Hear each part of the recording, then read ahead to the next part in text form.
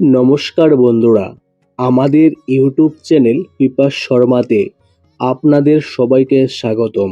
বন্ধুরা, আমাদের হিন্দু ধর্মে নারীকে লক্ষ্মীর রূপ হিসেবে বিবেচনা করা হয় এবং এটাও বিশ্বাস করা হয় যে যে ঘরে নারীদের পূজা করা হয় বা সম্মান করা হয় সেই ঘরে দেবী লক্ষ্মী অবশ্যই বাস করেন।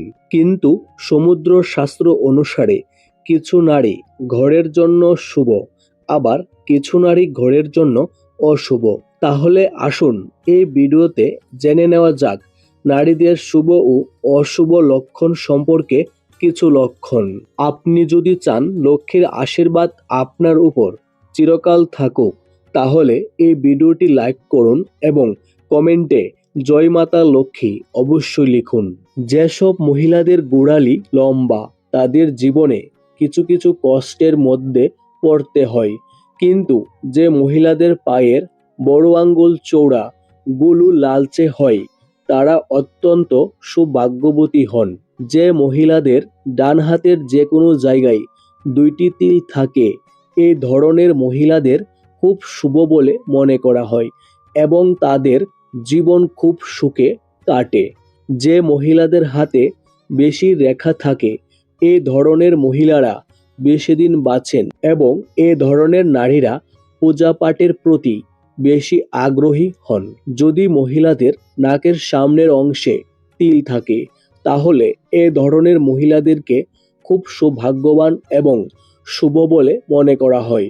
তারা ঘরে আসার সাথে সাথে বাড়ির ভাগ্যের উন্নতি হয় এবং এ জাতীয় মহিলা তার শ্বশুর বাড়িতে সব ধরনের সুখ পান।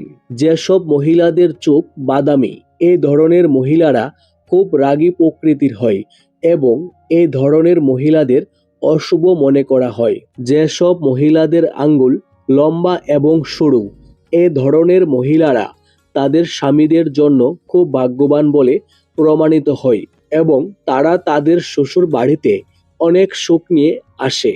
যেসব নারীর হাতে বা পায়ের শিরা দেখা যায়, সেসব নারীকে খুবই শুভ বলে মনে করা হয়।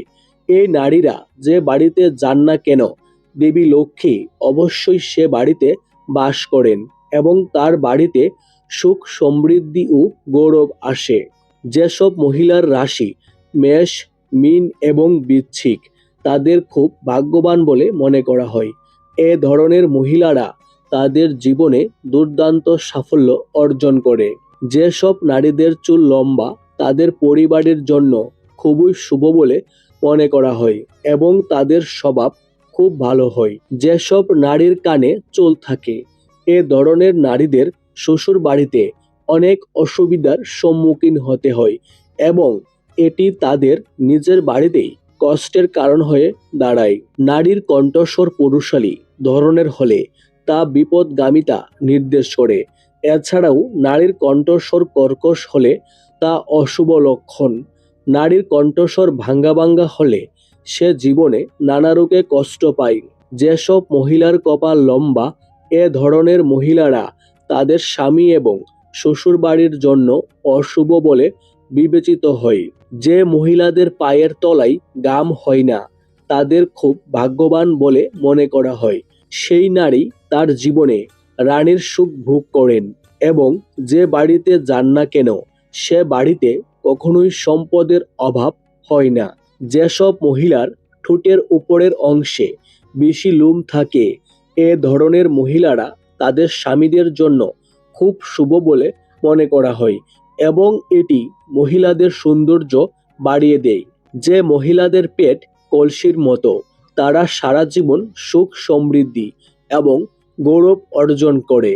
এ ধরনের মহিলাদের জীবনে কোনো অসুবিধার সম্মুখীন হতে হয় না। যে মহিলাদের ঘাড়ের পিছে তিল থাকে, তাদের অশুভ বলে মনে করা হয়।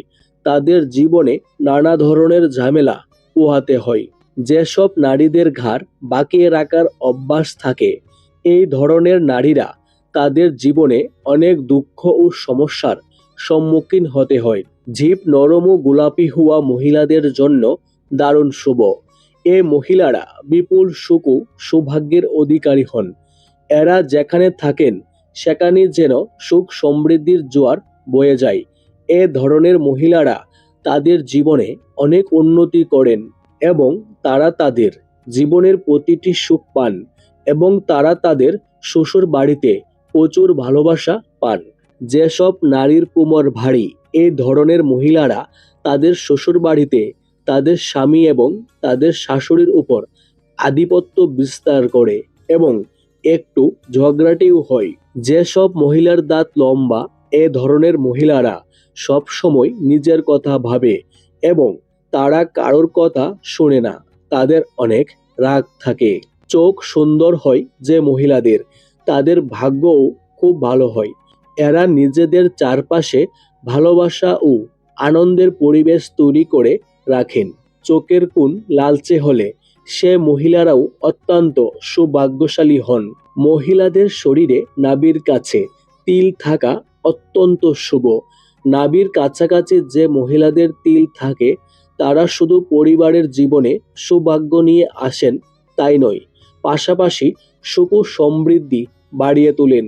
যেসব নারীর কানে তিল থাকে, এ ধরনের নারীরা বিয়ের পর স্বামীর ভালোবাসা পায় না।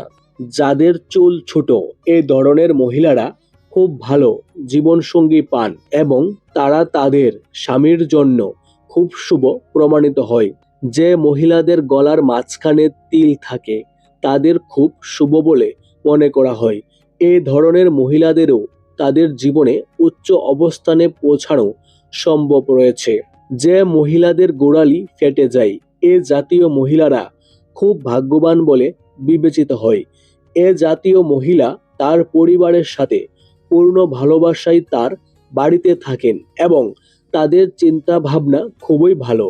যে মহিলাদের পা লম্বা এবং সরু, এমন মহিলাদের খুব শুভ বলে মনে করা হয়। এই ধরনের মহিলারা তাদের শ্বশুর বাড়িতে দেবী লক্ষ্মী রূপে বিবেচিত হয়। তারা যে বাড়িতে যান না কেন, অর্থের অভাব হয় না।